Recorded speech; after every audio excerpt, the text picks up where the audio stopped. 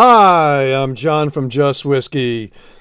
If you like today's show, which I know you are going to, give it a thumbs up, like, and subscribe.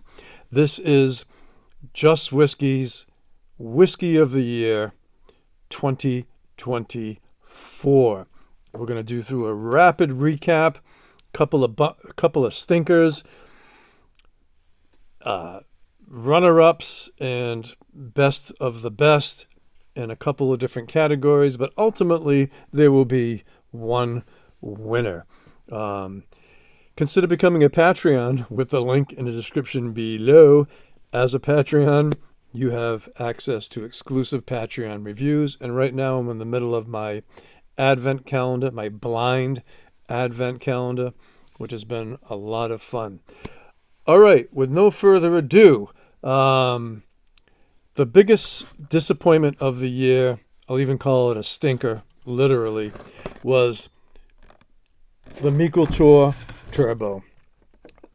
I did not get along with this. I still don't get along with it. If you like medicine, if you love to drink medicine, and I'm talking like the medicine you had when you were a little kid, then you'll probably like this. It's gotten some mixed reviews. It's way too medicinally, not even like Lefroy, but like medicine, peat, and yeah, the price was okay. Glen Alkley WoTY Turbo, 5-year-old. That's my least favorite. If I could pick another peated, which I can't because this was from last year, but Lefroy Cartridge of 2023.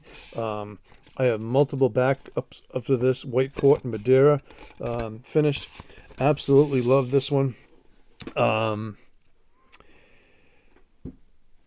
Runner-up, Glen Scotia, 11-year-old. All of these I have reviewed. There's one I haven't, which I'm going to tell why. Glen Scotia, this was from 2023, 11-year-old, finished in White Port casks. The Campbelltown Festival 2023 release. Very interesting. It took me a while to get down to really start to find its magic, but very interesting and unique. But I didn't pick it because it's hard to find. As far as rums go, in a previous life, I spent a lot of time in Belize. This was released quite a few years ago, but I did review it this year. This is an awesome product. Check out the review, Belize, 1981. It's distilled in 2005. It's to celebrate Belize's independence.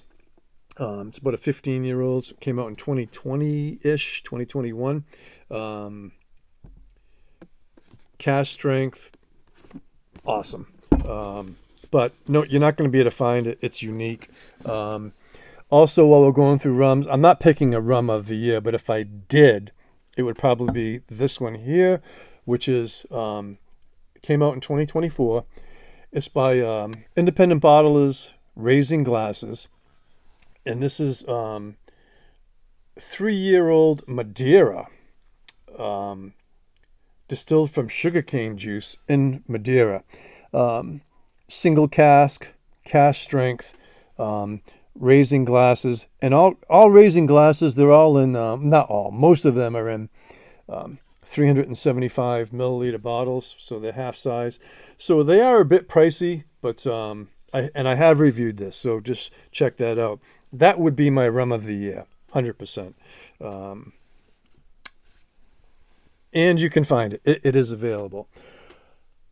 All right, let's process of elimination. We're going to, some of these this was tough. We're going to eliminate the Bruichladdich 18-year-old. I had high expectations for it. It's with time in the bottle, with oxidation. It's coming along nicely. I'm actually starting to appreciate it a lot more than I originally did. But very expensive. It is good, but it's still a bit pricey for what it is from my experience. One more runner-up real quick. This is just a total side note.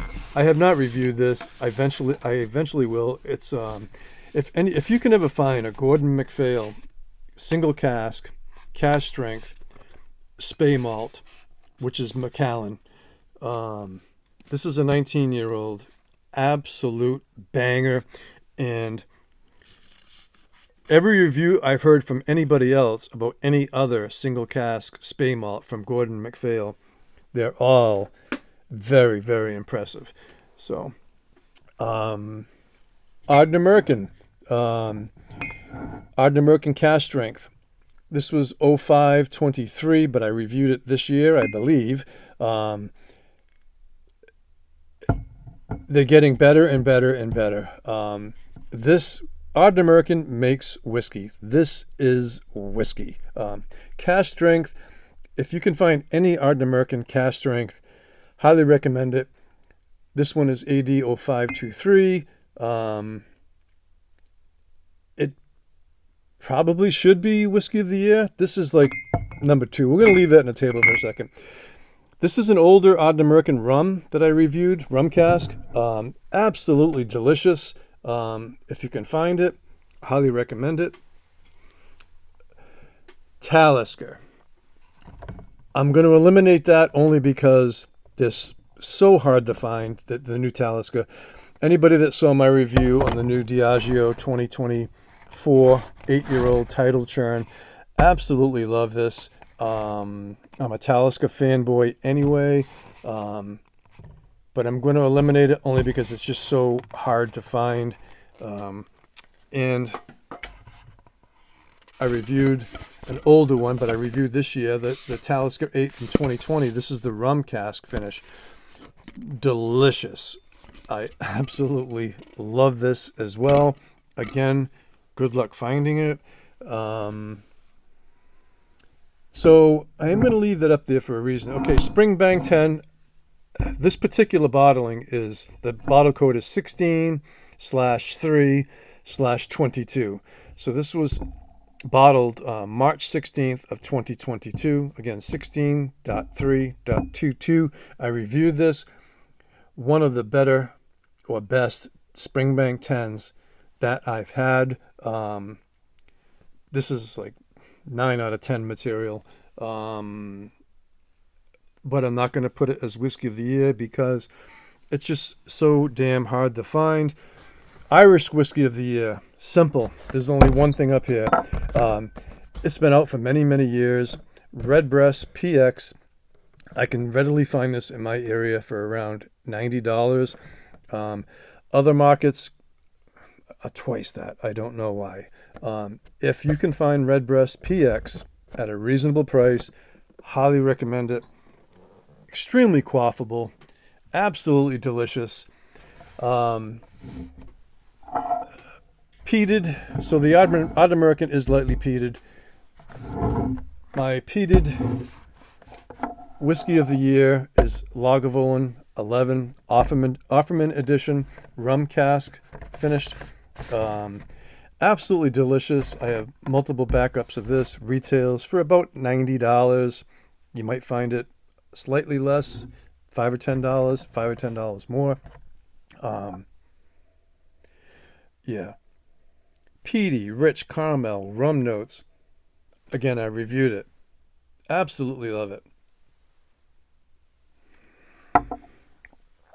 Quaffable. Good stuff. But there can only be one Whiskey of the Year, and it's going to be Old Pulteney, 18-year-old. John, why do you have 2 bottles? Well, we're going to do a little talk about Old Pulteney 18 is my official Whiskey of the Year. You can find this for about $150. Maybe a little bit less, maybe a little bit more. The one on my left, your right, is when they first rebranded. This was bottled in 2018, and at the time, it was one of the most significant price increases that was done. They kind of like set the trend really back then. And I bought this when it first came out, and I didn't even open it up, I think, to the beginning of this year. And yes, it is different from the 17-year-old, but it's not necessarily better or worse. It's different, and I absolutely love this. And the bottle on my right to your left, notice the color difference. The one on my right, your left, is significantly darker than the other one. So the one on my right, your left, is 2019. So it's the next year. And unfortunately, Old Pulteney do not state that it's non-chill filtered or uncolored. But the proof is in the pudding. They're not coloring this. There's batch variations. And they're not chill filtering it either, because when I tip these bottles up, there's lots of sediment and haze and swirly viscous oils permeating through. I think the reason why they don't say it is because probably the Old Pulteney 12-year-old at 40%, I don't know if it's been colored, but it's probably been chill filtered. So they don't want to open up a can of worms. Absolutely love this. It's distilled and matured on site on Pulteney. They can call it a maritime malt. And you're getting, it's a complex dram. Butterscotch, melon, vanilla, a hint of peat, even though it's not peated. It's a mustiness to it. A little bit of leather and old books.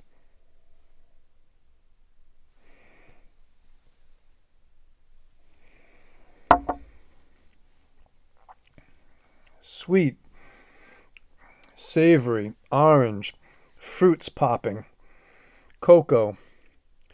It's matured in mostly ex-bourbon and Spanish oak casks.